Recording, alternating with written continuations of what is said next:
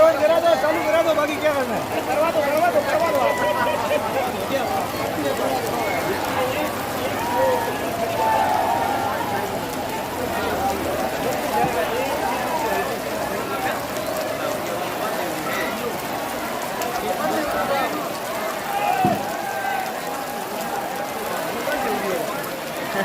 माहौल खराब कर दिया तो ऑनलाइन